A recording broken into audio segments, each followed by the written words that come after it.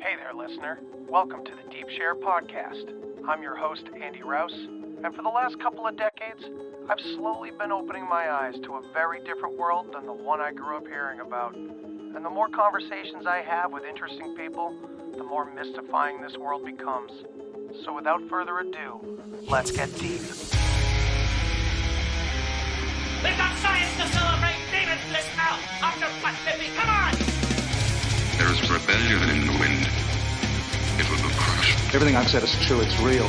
Dinosaur fossils? God put those here to test our faith. A damn lie. I saw them with my own eye. Did IQs just drop sharply while I was away? We did illusions, man. None of it is true. I'm not insane. This is mass madness, you maniac. In God's name, you people are the real thing. We are the illusion. Welcome back to the Deep Share Podcast for part 2.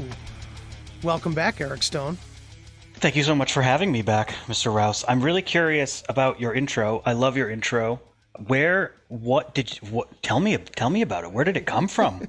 I don't know. I don't really know what theme I was going for. Just random quotes I thought of in the moment. Yeah, sounds great. I really like it. It sounds really cool. well done. Thanks. So good. I'm good job. glad it sounds cool. So how have you been over the past few weeks?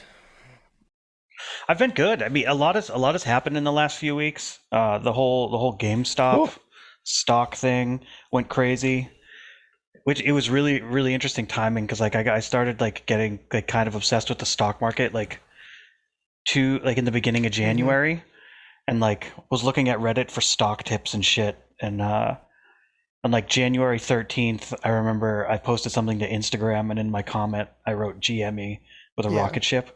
And then 14 days later, it was up 900%, and shit's the biggest story in the world. So that was kind of a weird, surreal sort of thing. I held on to it way too long. Oh, did you? did not sell when I should have sold. No, sir. Oh. No, sir. I'm still learning. It's I mean, you were, it's a tough break. You were telling me about it, and I kind of, when you first brought it up to me, I had no idea what to even make of it because I'm one of the many who look at all the stock market jargon and go, okay, maybe some other time. And that's unfortunate. I wish it wasn't like that, but you have been willing to sit down with me at some point and kind of help me out, at least show me what you do. That would be cool because I don't know if you'd give me the same advice as you would give last week of downloading the Robinhood app or not. Oh, absolutely fucking not. No, I definitely wouldn't. But they make it more complicated. They make it complicated as a barrier to entry. I really feel because it's once you understand the basic concepts, it's not really that complicated. But Robinhood did a really good job of dumbing it down and making it so that my sister was using Robinhood, my brother's using. They'd never had any investment experience. Robinhood did a really great job of making it really easy for somebody with no investment experience whatsoever to just jump in, really. But yeah, then they there was a short squeeze happening, and I personally believe that the short squeeze. So a short is when somebody says, "I bet you that's going to go down." It's like making a bet. I bet you that stock's going to go down, and so they're like, I'm gonna say this much money says it's gonna go down, and then if it doesn't go down, obviously they have to pay off their bet, right? So there were so many people betting against GameStop that they actually would have had to buy more shares of GameStop than actually existed. So that's called a short squeeze. It happened with Volkswagen in 2008, and it really just makes the price of the stock skyrocket because there's not enough shares, and people who have the shares can say how much they want for them, and it's $4,000, and that's what everybody was saying was going to happen. So the price shot up. It was going up so fast, and then Robinhood did not have enough capital to transact. Basically, they didn't have the amount of money that they needed to handle the volume. He was using it as supposedly. It was funny watching the CEO speak to newscasters and explain that exact thing, but almost explain it as if a 13-year-old is explaining to his parents how he crashed the car. Yeah, he did a really shitty job. Hey, this happened. Oh, it's my fault? Oh, I could go to jail now? Yeah. Oh, I didn't have enough money to, it's what am I? Yeah, he's oh definitely. my God, I couldn't believe it. Yeah, he's definitely going to lose his company. He needed a soft touch and didn't have one whatsoever. And also, when they first shut down trading, the party line for Robinhood was, we're doing it to protect people from themselves. It was like, supposedly that's what the deal was. And then it wasn't until like later that night, after an entire day of trading had halted on these few stocks, and the price obviously tanked because nobody could buy them. It's like serious, like malicious or intentional or not. It's market manipulation. It manipulated the market. And it wasn't until like later that night and the next day on the news that he was like, well, there's certain SEC regulations. And I saw him on Yahoo News, and the guy was like, what SEC person talked to you guys and told you that you needed to do this? And he was like, he should be a politician. Yeah, it was because amazing. He said, just, no, like, I acted on my own behalf because I was protecting the company. Did he not? Yeah, he didn't. Well, essentially, I didn't hear him actually give an adequate answer to any question. He didn't really answer any of them. But yeah, it was just like, it was something that we had to do. Firms do it all the time. It's in our terms of service that we're allowed to do it. But it had such a massive impact on dude, it was just like, the short squeeze would have happened. The stock price probably would have gone up over $1,000, well over $1,000, well over $1,000. But they put the kibosh on it. And then Mark Cuban chatted with Wall Street Bets, the Reddit forum where like it kind of all started, and he's just like, you guys are going to be able to do this again. It's going to happen again. Just make sure that you have a broker that can cover all these stocks that you're trying to buy, because Robinhood wasn't the only one that shut down. A lot of the retail investor, like Webull, and a lot of them placed restrictions or completely limited the sale of stock. But Vanguard didn't, Fidelity didn't, because they have trillions of dollars, so they could cover it. TD Ameritrade, I think TD Ameritrade stopped the selling of options, but not stocks itself. That's who I went with, is TD Ameritrade after, but that's just because I wanted my retirement there too. So it almost looks like everybody else made it a little difficult. Robinhood is obviously the biggest player in this pool, the most popular, especially with young people. Mm-hmm. So now they're the only ones out in the front line getting, all their sins are being exposed or something, or they're left out to dry while these other companies perhaps aren't getting talked about as much. I don't know. Yeah, it's a little bit of a scapegoat situation, but I feel like it's deserved because I saw the CEO from Webull on the news that very day explaining exactly what was going on with the clearinghouses and stuff, and being very open and honest about that when Robinhood was still, the last statement they put out was, we're doing this to protect you from yourselves, which is really kind of like it's like, honestly, dude, absolutely. Fuck you. Because if I wanted to, I could put $10,000 into Robinhood and put all $10,000 to say that Amazon stock is going to go down by 60% in the next week, and they'll let me do that. And like, that's mental. That's fucking insane. That's never going to happen, but they'll let me do that. They don't give a shit. He ain't protecting me myself from there. But it's also difficult too, because the GameStop, the people that shorted GameStop the most it was a hedge fund called Melvin Capital. And Melvin Capital got a $2.75 billion loan from Citadel. And Citadel pays Robinhood to push all of their transactions. So Robinhood is just like an app, and they have to deal with another company to buy and sell the stock. So they basically are a middleman, and they go to Citadel, and 80% of their revenue comes from Citadel. Meanwhile, Citadel has like a serious financial interest in GameStop. So you put that together, and people are like, okay, so you wouldn't allow us to buy GameStop, and the price was skyrocketing, and you stopped that the day after you took $2.75 billion from a company that stood to lose a shitload of money from the price of GameStop going up. And it doesn't end up being a good look. But I mean, I buy the clearinghouse regulations, like a certain amount of capital on hand. Like I buy that completely, or I bought that anyway. But you see a news story yesterday that came out that JP Morgan, I believe it was, did some research to see where all of the transactions were coming from for people buying and selling GameStop, and it was not retail investors. The majority of it was not retail investors coming from small apps. It was institutions. It was other hedge funds trying to fuck over other hedge funds. Yeah, this is where the plot kind of thickens, and this is kind of what I was wanted to ask you about. And I believe you mentioned, you commented on it on when I put it on Twitter, I believe. Something going on regarding kind of like a comparison to the Event 201 situation here. So are you familiar with the Event 201? Okay, so No. Event 201 was an event in October of 2019. It was a pandemic preparedness exercise involving the WHO, the Bill and Melinda Gates Foundation, the CDC, a number of other organizations, and including international groups like China. And basically, it was an exercise, a live exercise to fake a pandemic that would happen to the world and what we would need to do and what kinds of things would occur during this pandemic. And they went so far into the role-playing world that they even, created fake news outlets and stories about conspiracy theories starting to enter the news and stuff like that. They did the whole thing. You can look it up and watch a lot of footage from it, and it's basically exactly what's happening now and everything. It's pretty crazy. It's just, check it out. But today I see something from Whitney Webb saying that last year the World Economic Forum teamed up with the Russian government plus global banks to run a cyber attack simulation that targeted the financial industry, an actual event that would pave the way for a reset of the global economy.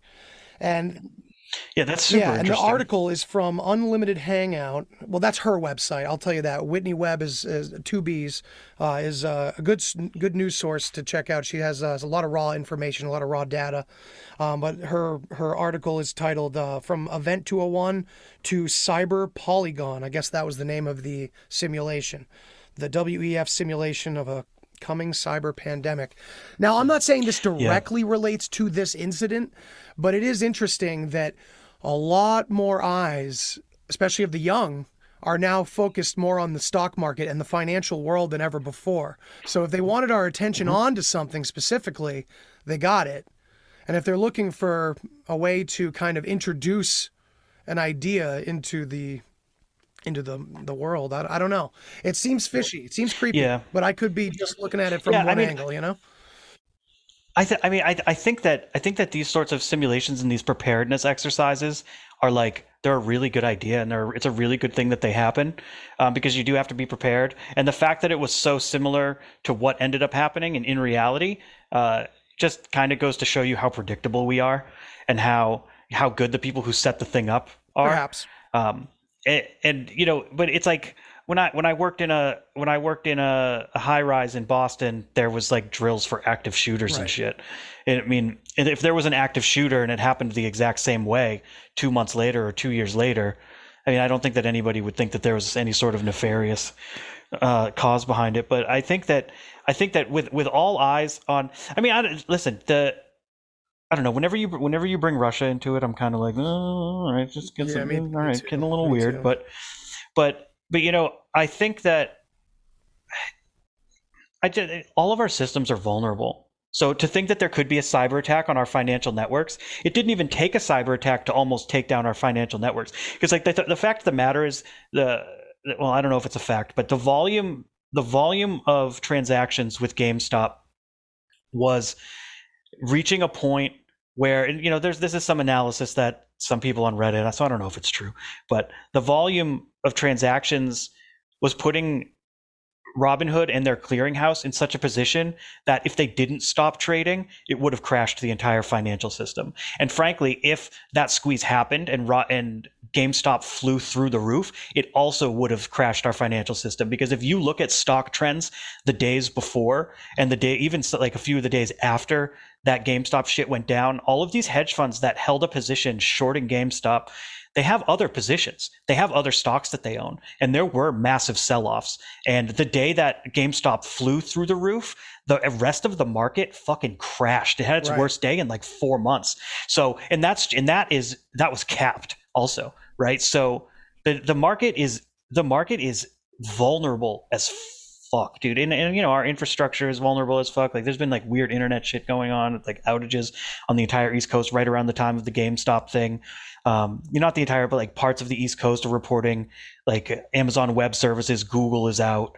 All these places that are usually not down are down. So, I mean, it's kind of fishy, but I think in reality, like if they want the Great Reset, quote unquote, they want the Great Reset to happen, the Great Reset's going to happen, and there really isn't anything that we could do about it. And if the quote unquote they want to, we don't ever have to know who did it. Of course, especially when everyone's peddling the markets.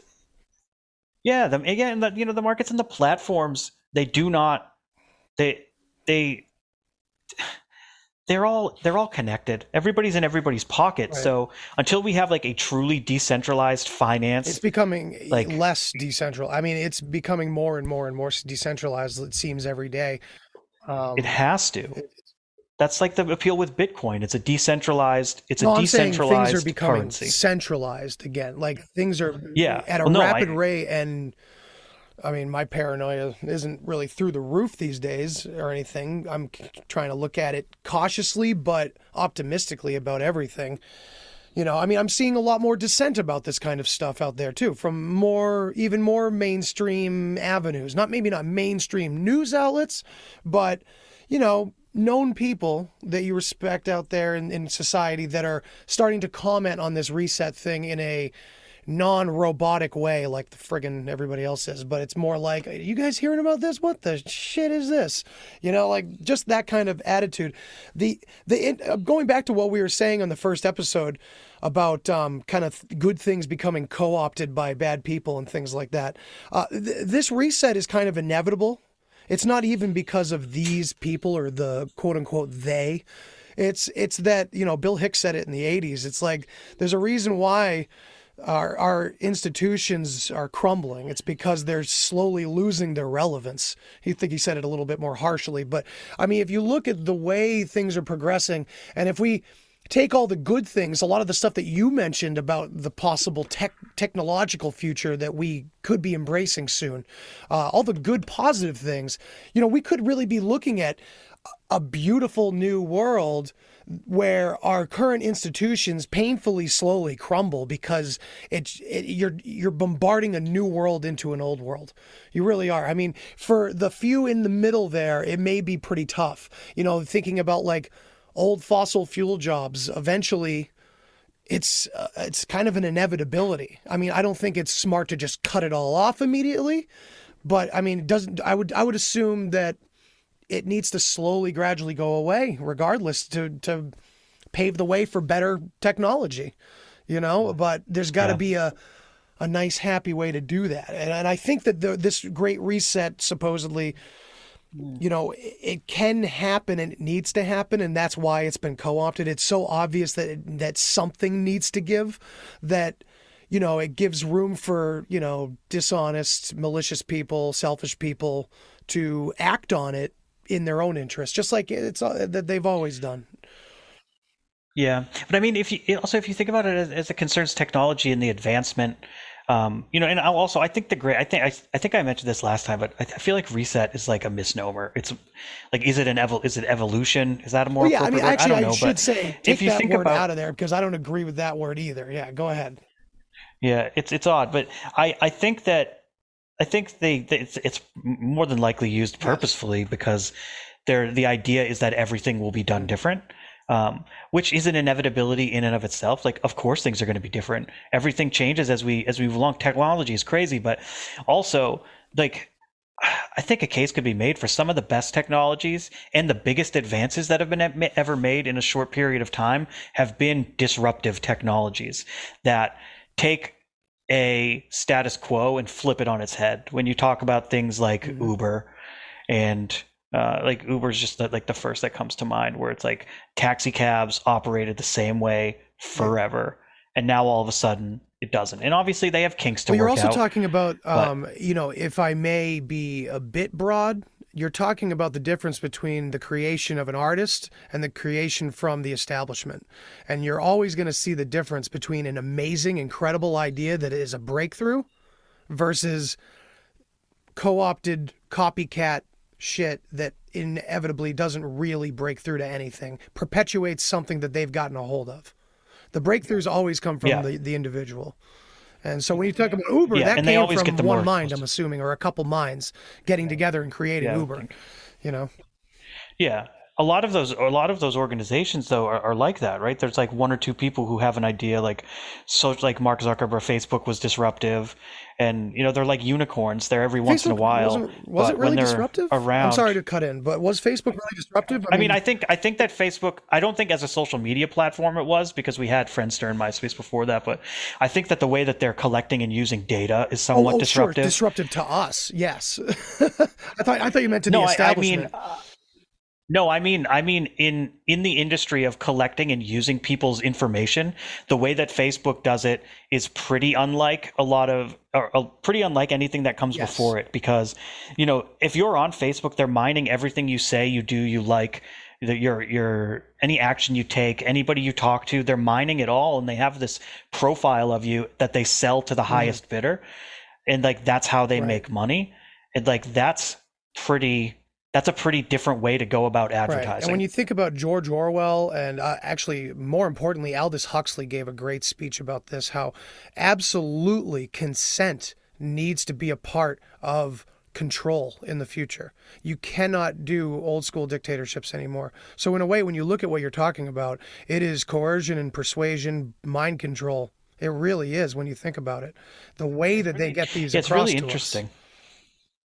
Yeah, and the idea of consent is super interesting in that context too, because Apple likes to pose itself as like the good guy, right? But in this scenario I'm about to discuss, but the new iOS operating system is changing the way privacy controls work, and you can block apps from tracking what you do outside the app. And like, I'm not super sure of the specifics, but I do know that Facebook is really worried about it, because on Facebook, I believe that the privacy settings are set up so that you'll have to opt in specifically, or maybe broadly, but you have to opt in to all of the tracking that they do. You have to go into like deep settings to like turn any part of it off. And you can. No, you have to go in the upcoming iOS, you have to go in to turn it on, which Facebook is freaking out about, because it's going to hurt their revenue, because everybody who has an iOS device is automatically going to be opted out from all of this tracking that Facebook takes advantage of. It's their bread and butter. But it speaks to your point, the Huxley quote with consent, because if you want, you can go in and you can grant Facebook consent to do this tracking. And so for my work, I deal with consent laws quite a bit, as far as digital communications go. And like Europe has really strict ones, Canada has really strict ones. And there's this concept of implied consent and explicit consent. And like, if I'm using your app, I'm logging in, I'm giving you my information, it's implied that I understand that you have a privacy policy, you have to check a box, I'm kind of describing this poorly, but the idea of implied consent is like versus explicit consent. And when you have explicit consent from someone, when they actually do say, yes, you have my permission to do this thing, this, and this, you actually have a lot more leeway with what you can do with their information and their data. And at this point, Facebook, their lawyers might say they have explicit consent because they have a 47,000 page terms of service and all of that. But when you have to go into your phone settings to allow for additional explicit consent, I think a very, very strong case could be made for that being explicit consent in legal terms. And it could really open them up to doing, I don't know what more they could do with our data, but them or any other app that you have to go in and turn on, it kind of like, it opens the door for them to do, like, God knows is the most important thing to take away, because it seems like we're always just riding the coattails of the information that slowly drips out. So we don't know what they will do. I mean, until someone tells us what they are doing. You know what I mean? Yeah. It always works that way, unfortunately. kind of crazy. Nobody seems to really give Well, a shit. yeah, I either. mean, that's and then, programmed too. It's That's kind totally of hypocritical programmed as well. Kind of. Yeah, I mean, which is kind of like a weird thing for me to even say out loud because I don't even know how much I give a shit. I think you've actually seemed to I give don't know. more of a shit since I've been screaming at you over the past month about it. You've probably been forced to just... Yeah, but I'm not stopping. No, of course not. Neither am I. I mean, the only thing we can do is communicate. I don't know if I brought this up to you last time, but, I'm always faced with, okay, so what's the solution then? What's the better way? And I'm like, I'm not an economist. I'm not a this. I'm not, I don't have the damn answers. Yeah. I said it to my friend the other day. You don't have to be a geologist to see the volcano erupting and tell people about it. You know what I mean? Right. Yeah. Yeah, I hear that. I mean, I like to, we're often, whenever faced with something that like I really don't feel like I can do anything about, I always say like, I don't. It's not practical. It's happening, but I don't have to like it. I don't have to like it. But just as you were saying before, you can accept it. Yeah. It's... or not, right? Episode, I barely go on the first Facebook episode. You were because saying of you can that. accept it as in like it's not going to Right. destroy your life. It's not going to destroy your every day, every moment. Because when it does, then it's got you. And then if there is a they have gotten exactly what they want. You know what I mean? We give them so much attention. Yeah, no, for sure. I wonder, and we were talking about, intuition and intention and stuff like that the last time. How much intention do they throw at us and we eat it right up and allow it to become extremely important to us? And this just goes back to... What do you mean? Well, I'm not saying when it's confirmed, like things that are absolutely like nefarious, but when we're constantly looking for things to worry about, that becomes a real problem. And if there is some sort of control group, then they are aware of how paranoid just a few little true things have made us already. And it spins from there, where people go off on crazy tangents from the stuff that we're talking about all the way out to lizard people. And there's no education for people to kind of stay where they should. You know what I mean? And at some point, they have a whole population of paranoid people that just want safety and security, and they just want to be left alone from all the possible craziness that they don't know what to believe. You know what I mean? So they just go with what they're comfortable and familiar with. I don't know where I was going with that. I just kind of ranted. Well, I mean, it's interesting to think of society lulled really, with like a blanket of like, no, I know it's a crazy world out there, but we'll keep you safe, nothing to worry about, as long as you don't turn around and look at all the weird shit that we're doing. Right. But it really makes me wonder, and you and I have talked about this a ton of times over the years, but my mind always goes to like, to what end? Like this idea of control and us being, the sheltered masses of, paying no attention and not looking behind What's the the curtain, plan? and like talk on that a people little with the COVID conspiracies, with the vaccines or this and that. Like to what end? Like it's not always money. No, it's not. The people who are getting money and power, like they've got it, and like it's clearly established that once you hit a certain threshold, you can do whatever the fuck you want. So it's got to be more. I would say than that, and I totally agree, it has to be more than that. I would say that there are two very strict rules ways to look at this, at least from what I've discerned so far. And one of the ways to look at it is, yes, it is that simple. It's greed, it's power, it's wealth. And the reason why it's that simple is because look at what you actually get with that. You get absolute freedom, the freedom that they pretend to sell to everybody else. So if we were all living like these billionaires, the ones that are active in the social world or not, you have total autonomy to live a beautiful, amazing, incredible life, whether you're helping the environment or helping others or being completely selfish one way or the other. Because think about it, when you're helping the environment and it makes you feel good, why'd you do it? Because it made you feel good. Everything's selfish. But anyway, it would be us doing that kind of thing. And we would love it too. We would absolutely love it. We may not be like, sacrificing animals and, doing creepy shit, but like they're living in a paradise. So clearly that would be a pretty legitimate goal to have. If you could live in paradise And I don't know, maybe it tastes so sweet they can just look the other way and pretend that they're not evil. Or, most people are not aware of the shit that they're involved in anyway. They're just perpetuating I think that's the only way a grand conspiracy works, is if it's just the system itself that works so well. Maybe someone a long time ago knew about it. You know what I mean? I'm kind of jumping all over the place here, but what? No, I know. I think it makes sense. I can't help but think like once you get to that paradise or utopia, it's like I feel I can't like. So this is coming from somebody who obviously doesn't know what that is like, right? So everything that I say can only be taken with a grain of salt. But like, I feel like it's probably a lot easier to attain than like. I don't think you need to be a billionaire to live this autonomous life where you get to just have complete and utter freedom. But there are no doubt people who get there and it's not enough. But like you said, it's always selfish. So it's for them. So what caresses the ego? Whether it's saving starving children or buying a Porsche, it caresses the ego.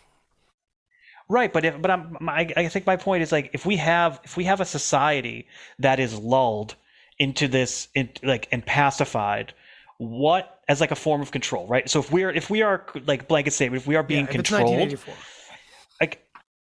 I mean, by who is kind of not really part of my point, but like why? Right. Okay, that's what I was getting to on the second point. If it's because it has to be for a selfish reason. Yeah, a selfish reason for sure. And if it isn't just this materialistic paradise, which you're right, that especially these people that that the conspiracy theory community, for many good reasons, has suspected for a very long time that these elites are into some really dark spiritual shit too. They are not just operating on thinking about material goods and money and cars and buildings and companies and profits and stuff like that. No, they must be thinking more than that. And that's where I think the other view comes in that I'm describing. Whereas one, sure, you can justify the simplicity of wanting a materialistic paradise, but on the other hand, these people are not. That's not what they're all about. They're big on telling us that all that stuff is woo-woo, but they're fucking wicked into it. Aleister Crowley was like part of the Royal Society, and he was one of many. Jack Parsons, who started JPL, the Jet Propulsion Laboratory, he was best friends with L. Ron Hubbard. L. Ron Hubbard stole his wife at some point, but those two were doing dark, crazy satanic rituals out in the desert to bring upon Babylon and all that. So all these powerful people are not just connected to a very materialistic worldview. The one that they sell all the millionaires of the world, J.P. Morgan once said, millionaires don't do astrology, billionaires do. Sure, maybe he was just talking out of his ass for no fucking reason. Or maybe he wasn't. So what I'm saying is maybe you're right. Some selfish hidden reason. I always say that the conspiracy theory community has a good portion of like little plot lines figured out and stamped down. And there's some good supporting, sometimes anecdotal, but sometimes more than anecdotal if you look deep enough, evidence for little plot lines. But the grand plot line always gets fucked up because of this point, because we don't have the whole picture. It must be some selfish hidden reason that we don't know. And maybe it is some twisted spiritual belief. I don't know.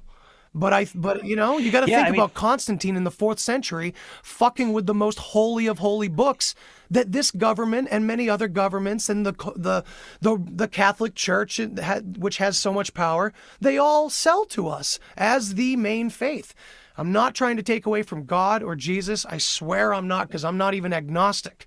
But, the established version of these things are clearly fucked with. I'm going off on a tangent about how, the conspiracy theory community has a subgroup in it that really loves to question everything except for the most popular book on the planet, which is a real problem, but that's off the topic, Yeah, I mean, I just... It's a lot to be unpacked. I apologize. Yeah, no. It's all right. I have a hard time. With either the idea of it's all selfish or they seek control of the masses because they're into some weird dark arts mystical shit that we don't really know about. But I still don't see how having the population under control I can answer that. like achieves that. But that's just Go ahead, if I ahead, may, sorry. like I think like if you can like that's complicated, Sure. right? And that takes a lot of coordination and a lot of cooperation. And we're talking about some of the biggest egos in the universe, and like I have a really hard time having that much faith in people. Like people are inept. Again, but like I said, most participants would not have to know what the true goal is. And most, because think about it, the old I don't know if you, they would all have their own. but that's the thing. All would those they true not? goals.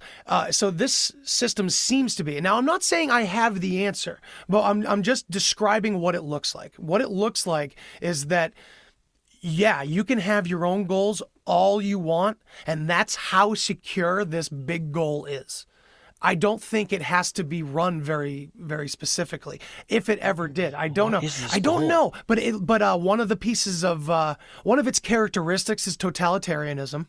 And I also believe that totalitarianism shows its true colors in little bits of other forms of government. You know, I don't think that you can have you always have a purely communist or democratic this or that. I think totalitarianism is a philosophy that can seep into things. I don't even think it's a human-made thing. It's like a creepy virus that creeps throughout the universe or something, because totalitarianism eats itself. Totalitarianism is a black hole, and it seems to be the way that but we also run our it's what countries. everybody wants. But it is it's Think what about we want. Like, people want to be told what to do. Let's use the Russian doll and the scale invariance of the universe. It's everything that we want. Why is that? I mean, why is it that every galaxy circles around a massive black hole? It's like we're all headed towards that consumed state. I'm going way off the reservation. No, it's all right, dude. It's just, but it's like we all do. I mean, people want guidelines and rules and structure. Fair enough. And you can just carry that up the ladder until you have a single entity who runs every single aspect of a nation or a government. But that it goes off talk about going off the rails. It's like people who get put in that position are almost always inherently fucking assholes. Yeah. Why is that? Why are we driven towards that? Because our egos are fucked, and we're proud animals. Right. I have a really, really hard time with this idea of this grand scheme and this big goal, and this how population, control of the masses plays into it. It just doesn't make any sense to me. It doesn't make any sense whatsoever in like how. First of all, what have they? Okay, so like let's just say like this has been going on forever, right? Throughout all of history. What has this more than likely a handful of people at the very tippity top? Obviously they cycle in and out. We don't live forever, but what have they done? And if we don't know and we can't say what they have done, and if we can't say that they've ever achieved their aim in the last 2,000 years or whatever, then like they're fucking failing, and I don't need to pay any attention to them because they ain't very good at the shit they're trying to do. But if they have succeeded, what is it that they have done that really affects anybody negatively? So on a micro, I mean, I guess you could say Christianity was part of that. It's like the Bible was like rewritten, and there's been a lot of deep impact, but there's also been a lot of positive. So it might be a wash with positive and negative in that regard. So something I learned about Elon Musk recently, it was a really simple principle, but it's really cool. That the way his mind works, kind of like the way he delves into things and figures things out, is the philosophy of first principles, where he tries to break everything down to its original form and build it back up on its own, rather than looking at something and comparing it to what he already knows. So if we turn the clock back and the population starts decreasing, the complexity of society and culture starts decreasing, and things start rolling back to a much more simple time, I would suggest that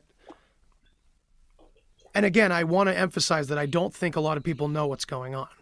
And I think if any of the families that are perpetuating this actually know what's going on in this day and age, that might be just from things handed down in writing, perhaps. But I do think there are a royal group of families that, I mean, you can trace them all the way back to the Merovingian kings, which leads back into the Mesopotamian area, and this is where these cultural and societal behaviors. At least it's where we first see them. As you said on the first episode, we can only take what we've found and what we've uncovered about these ancient cultures.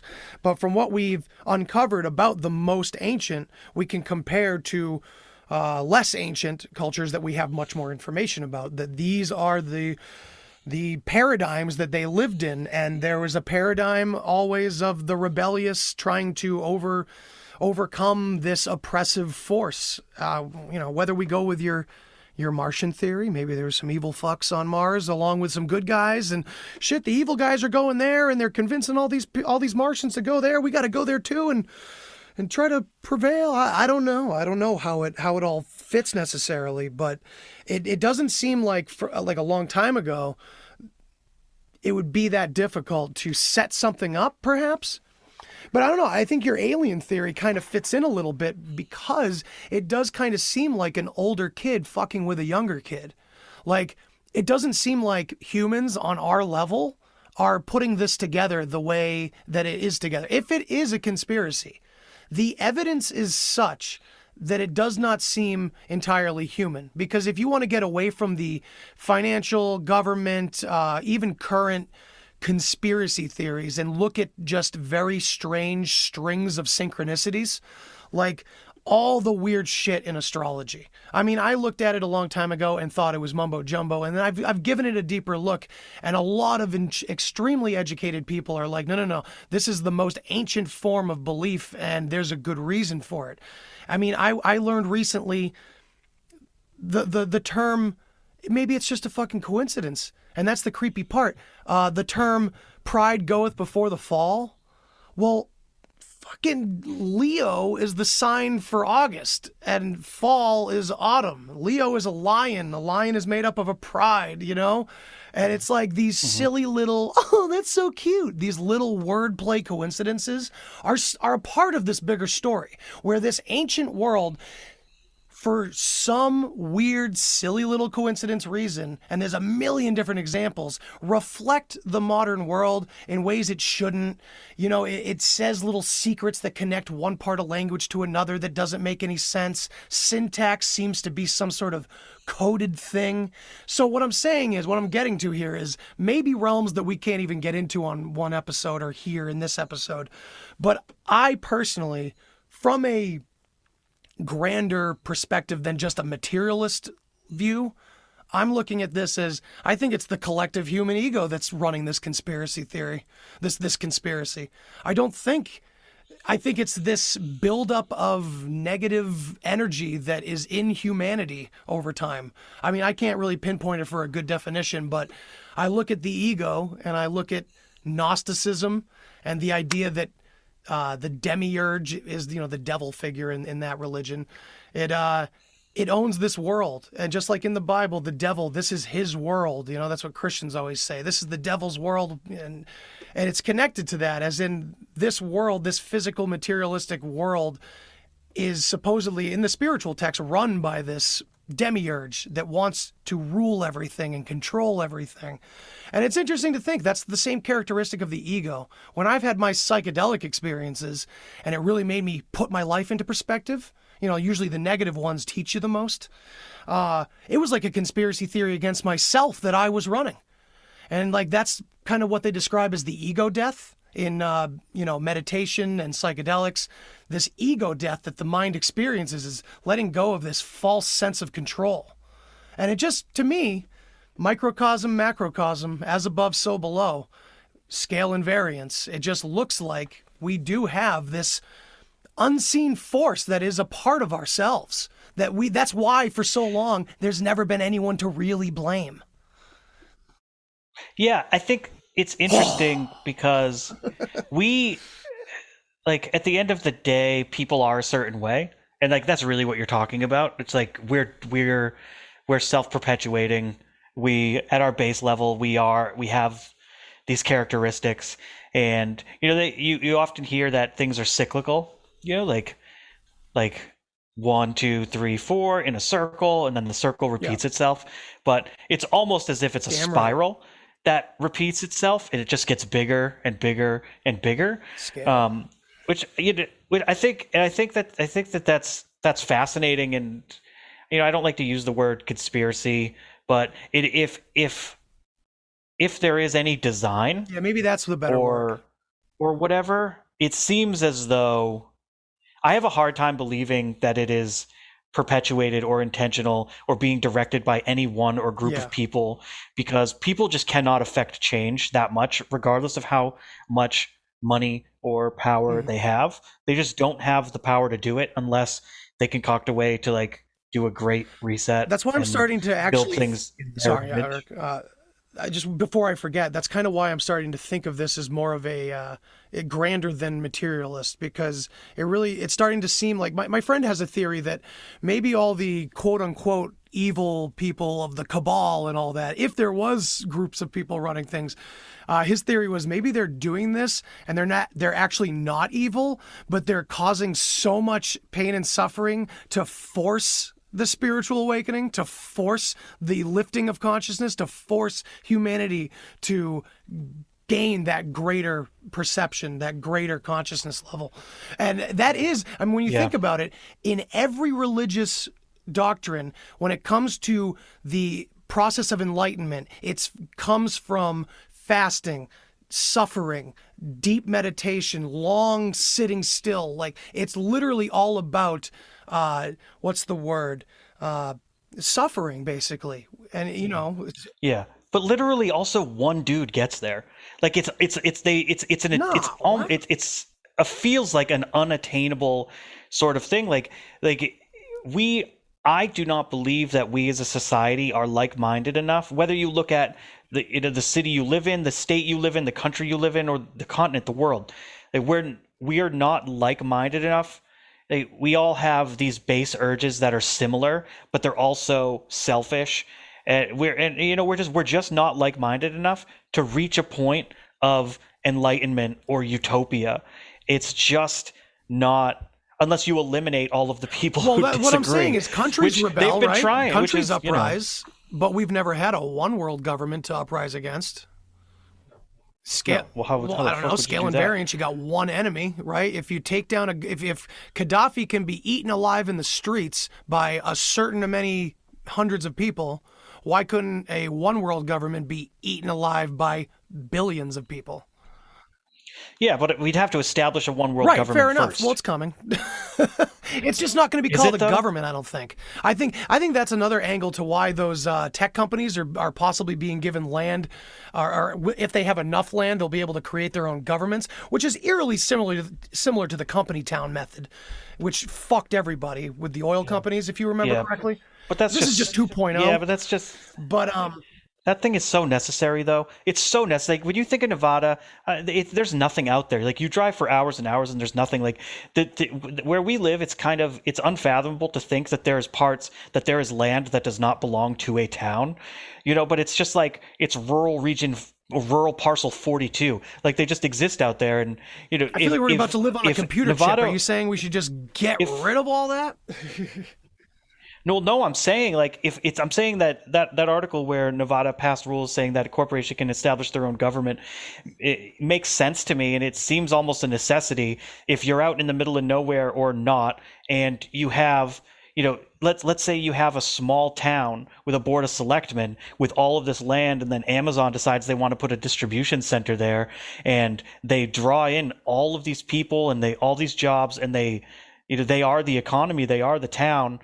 But they need to, if they have to go to this small board of selectmen, these 3 people that are elected by the 44 people who actually live in that square area, that's rife for corruption and shit. And it makes sense to me that if you are truly out in the middle of nowhere, and you want to make it. I mean, when they say their own government, it's not like they're going to make murder legal. God, it's no. not like they're going to make shit, they are going to be able to make their own decisions as far as infrastructure But see, the thing goes. is what we're all, well, maybe not all, I should not say all, but what some of us are really worried about is these tech companies becoming our control and power structures, because They already no are. Shit, but like, They so that's already what I'm saying are. well, I mean, that's not what I'm saying, but I can say with what you're just saying, like, yes, they are. It's happened already, and now it's so out in the open. But it used to be clandestine. It used to be denied. It used to be bad news. It used to not be good press. And now it's just a fact of the matter, and now it's being talked about all the time.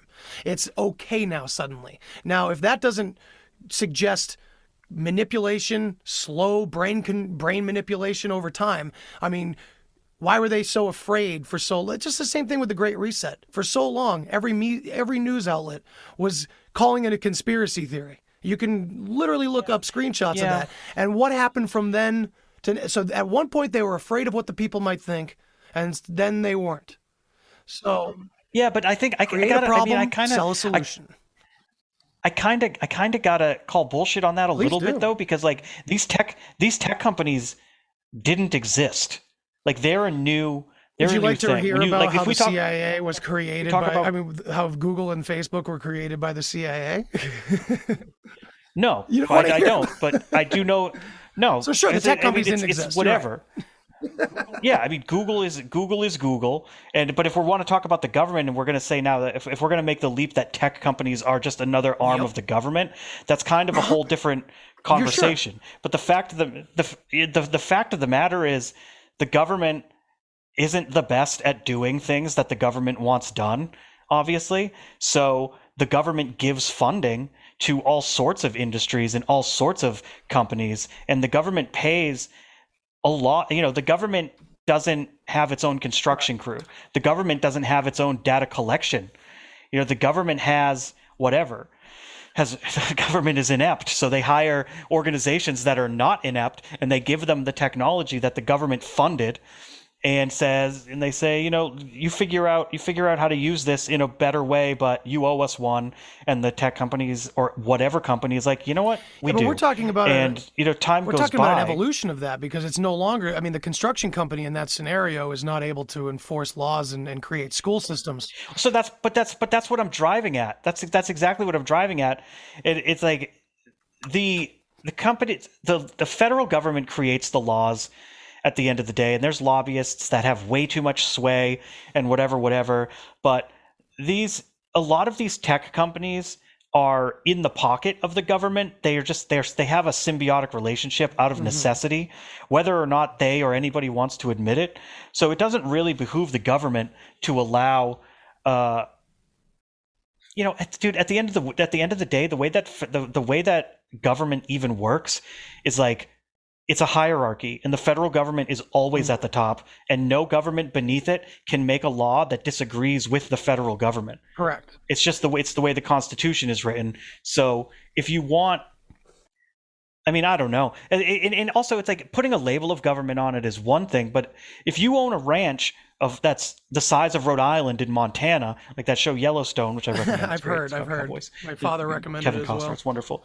But like you could, if he is John Dalton, whatever, is Kevin Costner not making the laws and running things as if he is his own government? He just doesn't have the title. So it's all kind of meaningless. So, and it's all so like a whatever. And like I can totally get behind the idea of a slippery slope, because I see that, but I have a very hard time seeing a lot of the stuff progressing to the place that people are afraid of at any sort of pace. But I mean, it has to happen slowly if it's going to happen. That's the thing. These people move very slowly. They do. They really purposely. Yeah, but back to my original point. Like these tech companies, like this is new tech, and the way that it is maybe the tech itself is not new, but the way that it is consumed is new. And the idea of a smartphone. Like when I was in college, there were no smartphones, and that wasn't so long ago. We're talking less than 20 years ago. So they've only really been plugged into us for the last 20 years. And that's pretty the pace that they've gone is pretty fucking rapid. And I think that it's because every step of the way, we're giving them a blank check and we're opening the doors wide open. And we're just saying like, yeah, all right. Like how many people are super stoked to sign up for a trial of the Neuralink and they want to be the first in line to see what that's like. I mean, I'm not trying to be first in line, but I would love to see what that's like. I really love hearing the positive stories about this possible future too, because, these billionaires in the World Economic Forum are not the only billionaires out there. I mean, I have a hard time believing the conspiracy theorists that talk about Elon Musk as if he's some giant enemy when I don't know. I really don't know. I can't put it past it because, anyone with that kind of money and influence are able to deceive the public and kind of pretend that they're the underdog nerd that just got rich. Bill Gates did it for a while. Yeah. But it takes so much coordination, and there's this idea of these rich and ultra powerful families through the ages. What to deny about that? There is evidence. What is there to deny about that? It is such a rarity that ultra rich and powerful people don't have children that are complete fuck ups. Like it is so and we see them in power all the time. The children don't. Where? It's such a rarity. When we were in high such school, an outlier. That was an inept son. That was a local drunk of the community who became president because his dad was. That's one. And he didn't even run the country. Dick Cheney ran the fucking country. That leads into other bad stories. But sure, you can only give that example off the top. I am not, like I said, I can't regurgitate information in the best way. But there are millions. No, I know, of but I examples think of this my kind of point shit. is like these. I just, you hear about the Rothschilds and Carnegie and like all these families, and like through the generations, they always squander away their influence and their money. The royal family of England is a really great example where that didn't happen, but it's starting. Same with the Rockefellers, same with the Rothschilds. Yeah. Same with they always fuck it up. There's a number of these families that are still extreme. The reason why we still know them, these families go so far back, and in some cases they do remain royalty all the way back. I will give you information because you love reading and you love learning about history. So I will present this to you because I want to. I want you to at least be able to see the information and be able to come to me maybe and say, hey, listen, I see why you thought this. I see why you might have bought into this. I should. You know what I mean? You know what I should consider is the fact that it might skip generations also. Like it's entirely possible that a super powerful guy who's super rich, he has kids and that are complete and utter fuck ups, but maybe they get somebody pregnant from another wealthy family and then it skips dad's generation and goes to the grandchild. Because think about if we can put together if a fourth grader and her mother can put together Barack Obama's family tree and stumble upon the fact that all but one American president is related, then I think people in the past in these rich families can put their family trees together and go, well, that one seems to be prominent in my second cousin over there. Maybe I should kind of put some stock into him and. Have you ever done your genealogy? I haven't, but Kate is deep into it. My parents are, and I'm very curious for health reasons. Yeah, She's learned a lot about her genealogy and in health patterns and stuff like that. Yeah. I was working as a temp at a place, and I worked there for a really long time. I was a temp for a year before they hired me, but there was months on end where they wouldn't give me anything to do, and I just sat there and making myself look busy. So I took the time to do my genealogy, and it becomes abundantly clear that you are. To hear that all but one American president is related at some path along the way, it's kind of like I know shit, people say because that. it's exponential and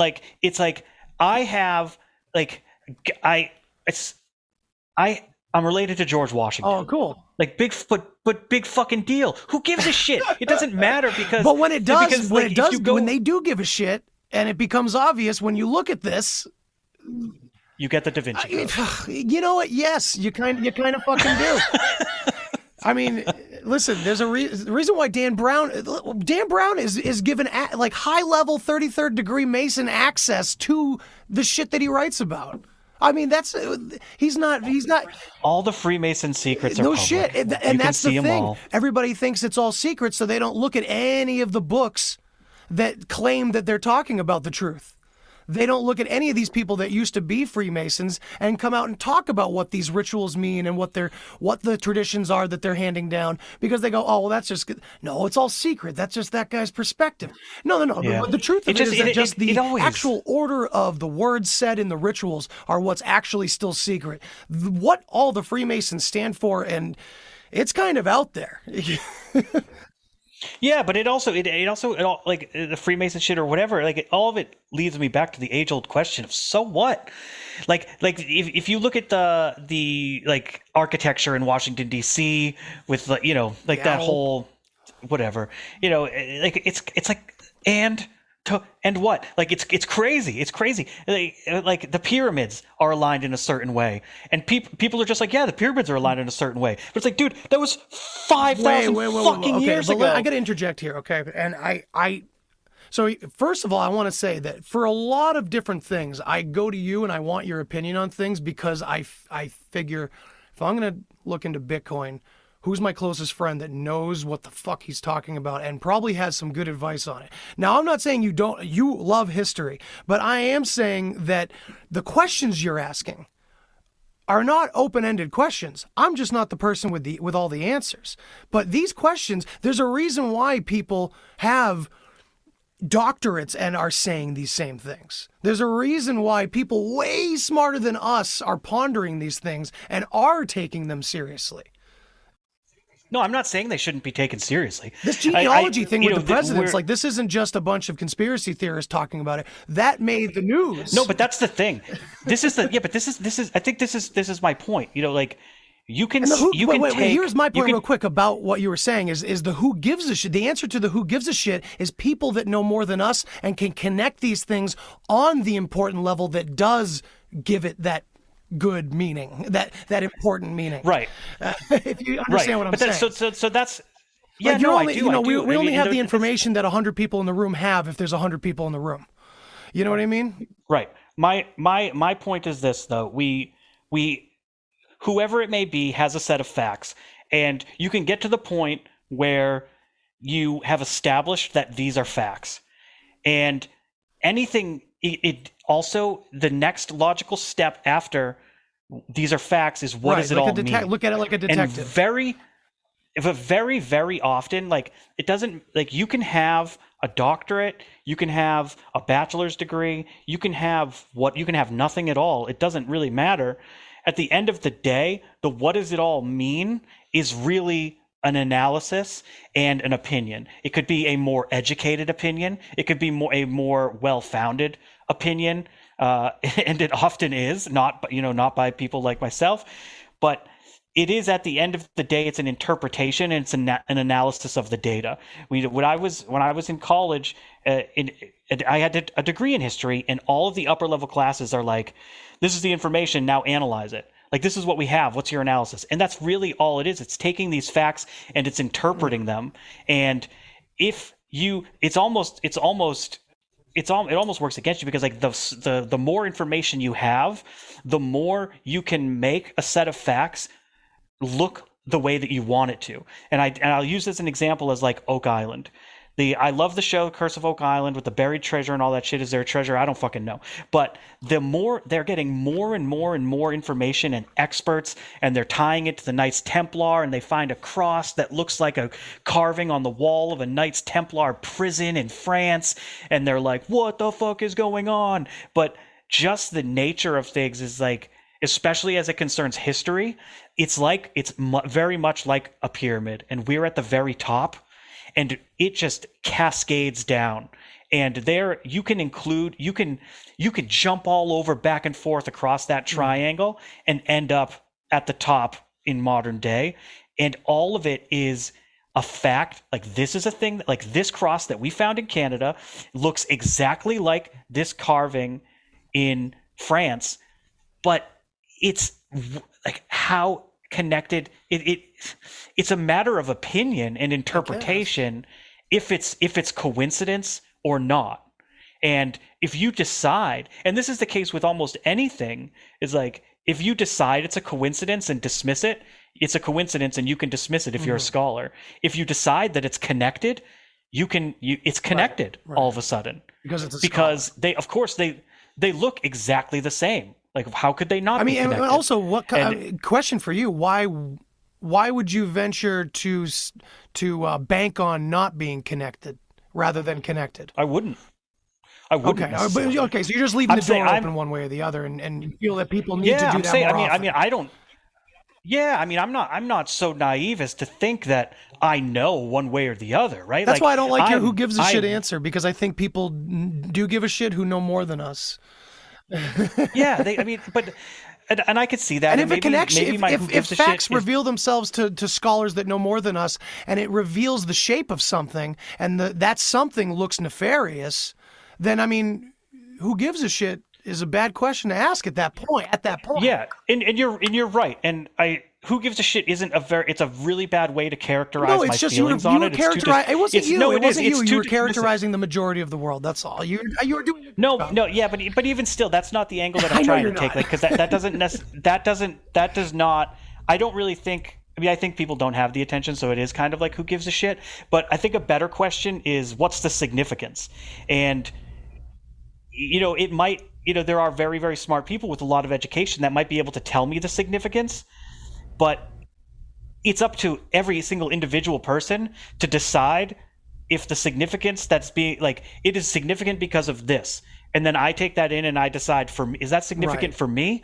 And I think a lot of people are just like, well, no, it's not. And that's where it's kind of like, so what? Okay. And then it's easy to dismiss, because it's really, really difficult. And this is why these things are age-old questions, and they'll never get solved, and why there's war in the Middle East, and why we'll never reach any resolution for almost anything, because everybody can see facts. This person did that person did this is happening, that happened. But when you put it all together, the analysis and the significance that you take from it is largely a matter of opinion. And you can have two like, if you take the Middle East, for example, you can have two Middle East scholars who know the history of the politics and the tribal lands of the Middle East, that going back thousands and thousands of years, and they can analyze everything that they know. Even if you give them all of the same source material, they can analyze it completely differently and draw completely different conclusions as to what the next step might be. You're right, 1,000%. Maybe we can round this out, what you were saying, when I internalize it, is this significant to me? And I think it's a good thing to think about, because what I am hearing more often than not from at least the people I respect in the community of discovery and truth seeking and all that, is that it really does come down to the old, Eastern mystic way, the Buddhist idea of, if you want to change the world, you gotta go within. Change yourself right, to change the world. And whatever that really means, I think you only really understand what that means once you're on the other side of it. And I think now more than ever, maybe even to lend a little spiritual woo-woo credence to the idea that, there's some sort of, egoic spiritual force that's trying to force an awakening on us or something. Maybe that's why we're all locked down. Maybe that's why the world seems to be getting smaller and smaller and smaller, because the nature itself is like, dude, they're just not doing it. All this symbolism ain't doing it. Push them inside. They gotta go within, man. I don't know. Yeah, I mean, that resonates. I mean, I think that I hear that, and that makes a lot of sense. I think throughout time, if we look at just like without saying anything about times past, like, things are reaching a crescendo, and I think that you would be like, not many people are going to tell you that things are not. Not many people are going to tell you we're not reaching a crescendo, and it's anybody's guess as to what happens next, but. It's also hard being the minnows on the crest of the wave, saying that this is coming, now it's coming. Exactly. No, now it's coming. We don't know, because we've been saying there's a crescendo coming. The first time I ever heard that was Terrence McKenna in '81. You know what I mean? We've been saying it for the singularity's coming, or the crescendo of everything breaking. It's getting to a breaking point, How long? Do we even know the scale? No, we don't, and we never even know when the crescendo's exactly. there. It happens so slowly. The crescendo could have been. It could have been the invention of the internet. It could have been the shift that happened on the winter solstice just now, with all the planets being aligned. It's slowly but that's the happening. Thing. But it just like, for every crescendo, there's another crescendo, and it is just the nature of. It is just the nature of things. You know, when I find it really fascinating, the idea of like presidential power and the idea of the unitary executive, where, you know, when George Washington became president, the president was the idea is that the president is not the executive branch. You know, there's the executive, the legislative, and the judicial branch of government. And the executive branch is not the most powerful. The legislative is more powerful. The judicial branch is less powerful. The executive branch is not the most powerful. But as years go by and as presidents take office, they become more and more power, and they wrest more and more power, and they can do more, and they can do more, and they can do more. And it's inevitable. It doesn't matter who the president was. They all do more and more and more and become more and more and more powerful. And like that's kind of, you know, I think that that's exactly, you know, it's exactly what's happening with tech companies, and they just take more and more and more, and we seem to, as people, just give more and more and more, and give and give and give willingly, just like we. I mean, it's kind of a more grand we, but allow the government to become more powerful, whether we want to or not. You know, it doesn't matter. It doesn't matter what political party. It doesn't matter anything. They are all expanding their powers. And the more things that they provide us with that we love and feel like we can't live without, the more validation we give their power. I mean, I don't know. We didn't touch back on the too much of the ancient crazy alien stuff, but I would like to round it out by just mentioning that it seems like you and I do come from very different perspectives on some of this stuff, but at the same time, at the root of it, I would say that we both agree on a grand scale. If you include the phenomenon of UFOs and aliens and stuff like that, I believe that we both come from a place of there's more going on than we know, and there probably are individuals out there that know a little bit more and aren't telling us, perhaps. But no, not necessarily mean that they're running everything. What if we looked at it like the perspective that the people that may have a little bit more knowledge about what's really going on may also be victims of it as well? Not in maybe like a violent sense, in the sense that they're not in control of it either, but it's a bigger thing that they're just aware of. That it's just, this is how all systems turn out, or this is what happens when this many people are involved with a culture, or maybe it's an inevitability, like a mathematical inevitability or something like that within structures of humanity or something. None of us are born with hate or bigotry. We always love to cite that, but we also like to cite, trust the individual, not the group. Group mind, group think is bad. The individual is intelligent. So it's like, maybe it is just a process that happens when too many of us are, maybe too many personal realities are bombarding one another, and Yeah, because if anything, we could agree on the crazy science that's coming out about the many worlds theories and the power of consciousness on reality and stuff like that. I mean, we are our own little realities, and we're all colliding with one another. That's not a non-violent act in nature. No, and it's really, really interesting when you consider the fact that like 50 years ago, we all had our own little realities, but they were all siloed in our family units or in our neighborhoods. As far as we could yell to each other's house, that's about it. Now I get to see the reality of some fucking idiot who just like has like the craziest shit going on, but that's his reality. Our and neighbor. Like it's a very, very good illustration of them colliding. But I agree. You and I mean, and I think that's why it's a major reason why you and I have such productive conversation, at least personally productive conversations, because it's a really good illustration of my point with a pyramid. We're both at the top of this pyramid, and we both recognize all of the bricks that are in the pyramid, but we don't necessarily always agree which ones we want to use as hand and footholds to reach the top of the pyramid. Metaphor. That's a great way to put it. But they're all they're always there though, and we both like I see yours and you see mine, and we're both gonna get there. I think that's really important. You know, I think it's important to have different perspectives with someone that you trust enough to be wrong around, because it's a much different story when you're shouting into the world. Even with acquaintances or family members that are touchy or something like that. I run into that where I can't get anywhere near this far with someone that may believe the same way that you do about these things, but again, they're not willing to entertain any ideas that they feel like they can't believe themselves. They can't look at it and run the exercise without feeling like they signed up for it for some reason.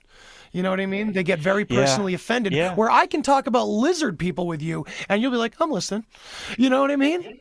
Yeah. Well, I mean, like, if you think about it, like, if you're gonna learn anything, learning in and of itself is like, it's implicit that you don't know the thing that you're learning. You have to accept that there are things that you don't know. Otherwise, you, by definition, aren't learning. And if, you don't ever get to a point where you just know all the things. And you could say like, oh, that's too crazy for me, or no, there's no way. But really, you don't know. You don't. An ultimate truth. And maybe that's what we're all waiting. Maybe that's what this place is for. Contrast. Maybe if there is something beyond this level of consciousness, maybe it gets so much power from the lack of it here or something like that. Maybe, I remember tripping balls one time on a lot of acid and just screaming, proclaiming to the world, in the real world, there's only questions, but over here, there's all answers. And I don't know what the fuck I meant really, but it just felt like the opposite side of the coin.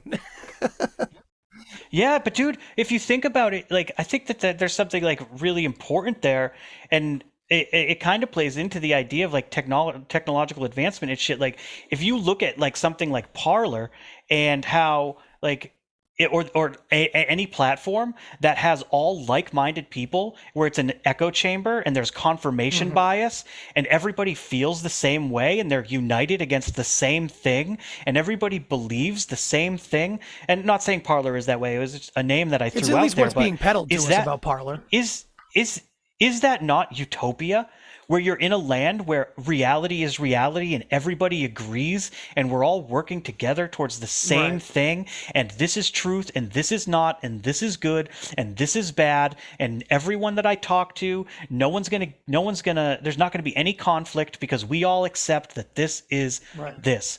And here we have technology giving us that.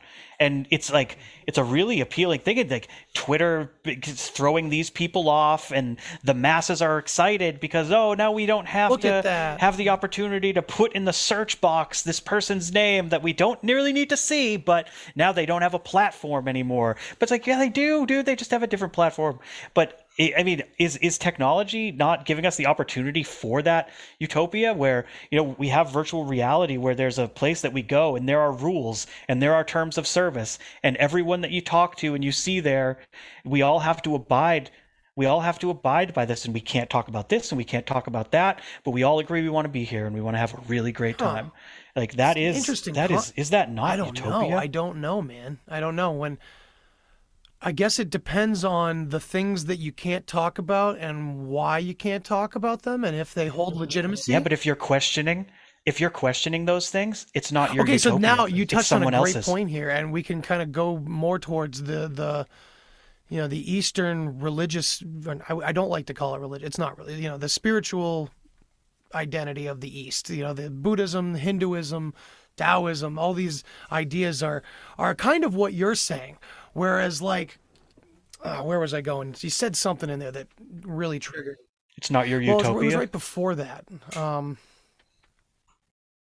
you're not asking those questions? Yes.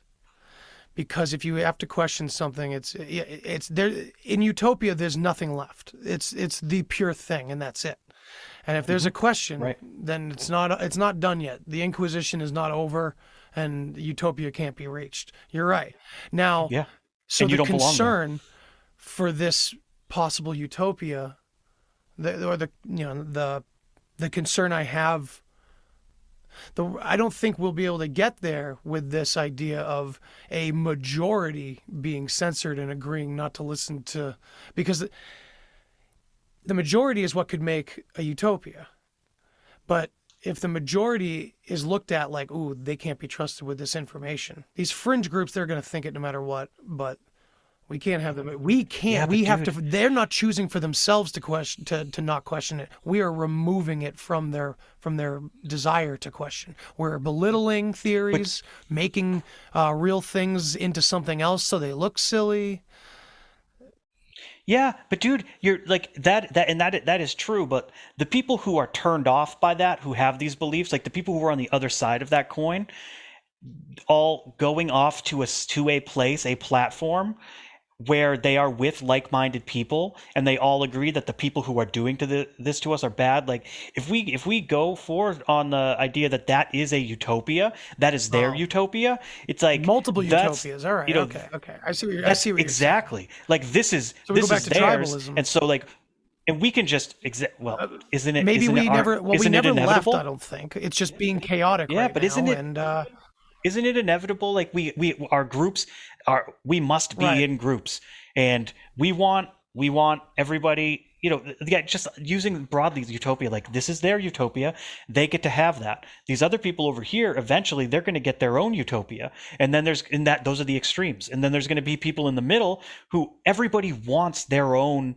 utopia, whether we want free speech or whatever. Like the people who are like free speech, free access, you get your own utopia, but it isn't, you're going to go off into your third group, and your cancel culture people, you're going to go off into your they'll own just eat group each other where alive you've and they won't exist anymore. Well, perhaps, but there's nobody left to be canceled, so you're all the uncancelable, and you're in your own So this utopia. goes back to the. So I do have a problem with this still. Because this goes back to the idea of manipulation by the media and shit. Let's go back to children's programming and things like that. I mean, they get us at a young age, and yeah, maybe there is no official they. Maybe it's just us accidentally doing horrible things on a subconscious level that we're not aware of to our society. Regardless who's behind it, there is a conscious thing going on where like we are programmed into certain paradigms. So when you say, oh well, this person doesn't want to ask those questions, you also have to wonder what shaped that personality to make them less inquisitive.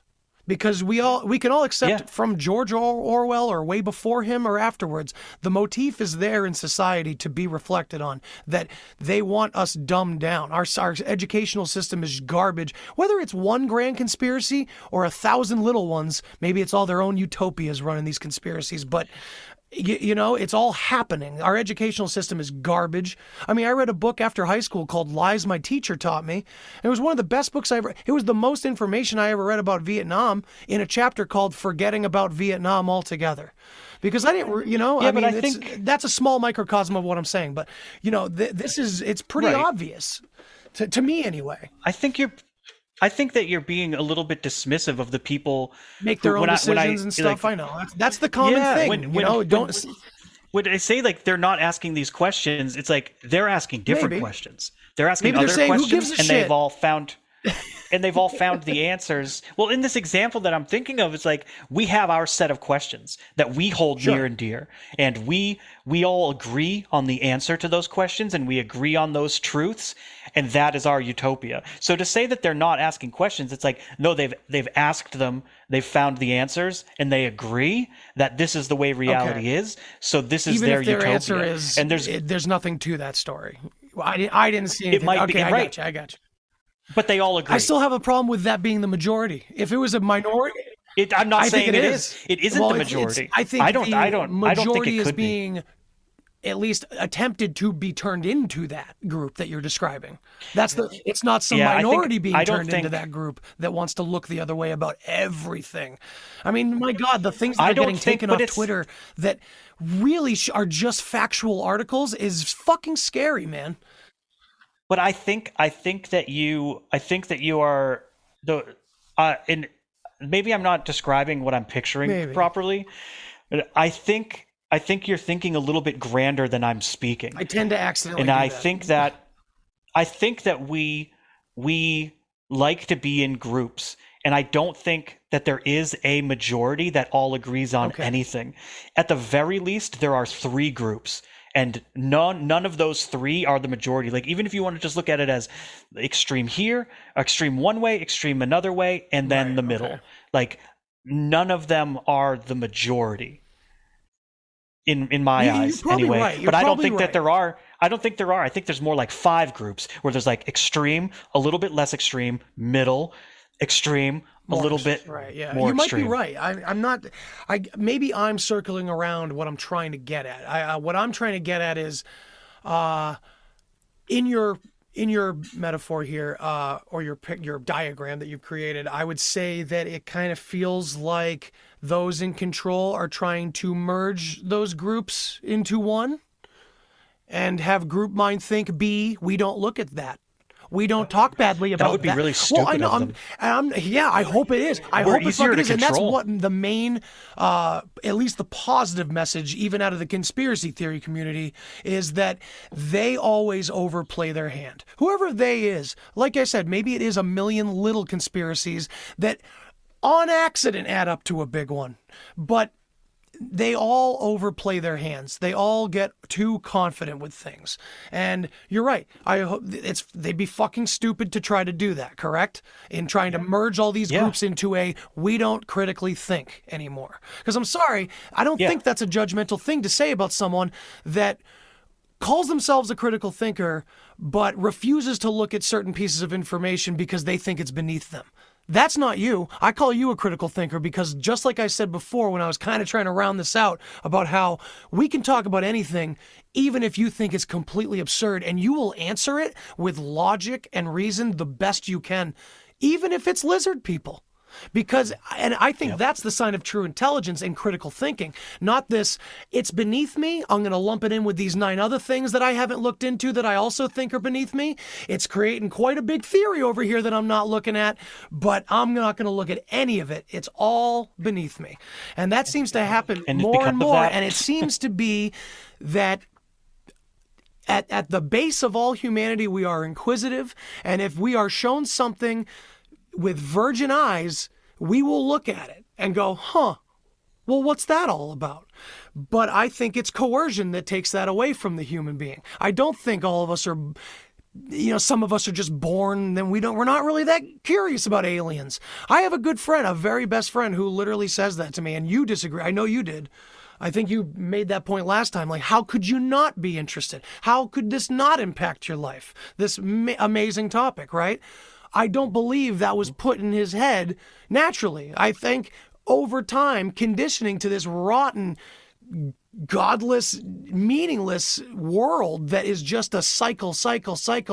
Grow up and we die, and we're told that we're not special. And for the majority, it's the grind. Life is the grind. And, I'm talking to my good friend about this, and he's not in a good way, really. He's struggling with work and being a parent and this and that. And he's just struggling with all his hats.